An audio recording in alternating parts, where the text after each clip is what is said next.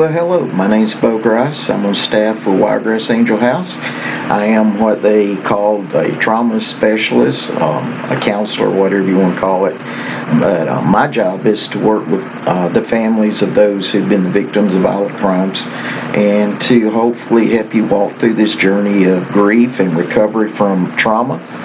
The journey varies for every person, so there's not a one-size-fits-all solution here or expectation here.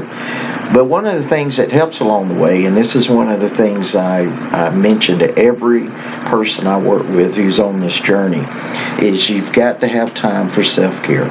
And self-care is one of those things that, first of all, people don't know what you're talking about when you first mention it sometimes. And then when you explain it, they tell you why they don't have time to do it. And my recommendation is for the easiest way to make self-care part of our lives is to make it a habit. And just wanted to share a few thoughts with you on that. If you have a disease that requires daily medication to control, would you take it? Sure you would. And if serious enough, you may not like taking it, but you would take it anyway. Self-care works the same way.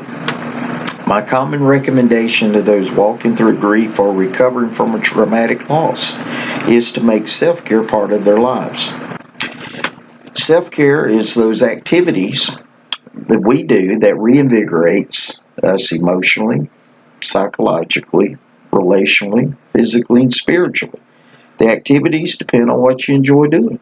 So there is no one approved list of self-care activities. You find what works for you, what tends to recharge your batteries, what tends to reinvigorate you. It could be reading, it could be going for a walk, it could be spending time with certain people. Anything that breaks that monotony is what you need to be looking for. It's something that energizes you, that makes you feel alive again.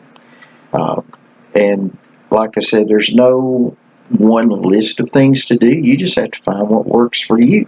And part of that, too, is learning to listen to your body. Because I know in my own case, when my batteries are getting low, I get tipped off. And I find myself wanting to do certain things that are self-care for me. What I do every time varies.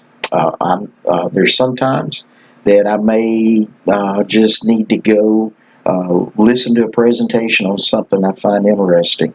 At other times, I may want to go listen to music. In fact, I was just doing that today, just kind of getting an emotional cleansing, just listening to some music that I like. So you just have to find what works for you, in other words.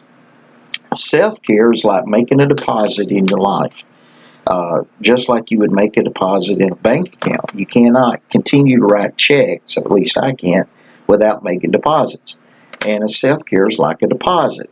And if you're going through some form of traumatic loss or grief, then you are writing checks every day. Emotionally, physically, psychologically, relationally. Something's making demands of you. And with every demand that you respond to, that's a check. So what are you doing in the way of deposits to cover all these checks? Often what happens is we do nothing and we keep writing these checks, and then before long, guess what? We're broke. We're overdrawn. And when we get overdrawn is when the symptoms we've been walking through get worse. So let me encourage you today. How do you form a habit? Well, you form a habit by repeating a behavior for basically a couple of months. It takes about that long for it to actually set in. So find something you enjoy doing daily, if you can do it. And it doesn't have to be something grand. It can be something that you just set aside a moment to do. But find something to be self-care in your life, to be a deposit in your life. And then make certain that whatever that something is, that you make self-care a habit. And if you'll do that, then you'll find that you're not getting overdrawn emotionally as you walk this journey of recovery. Have a great day.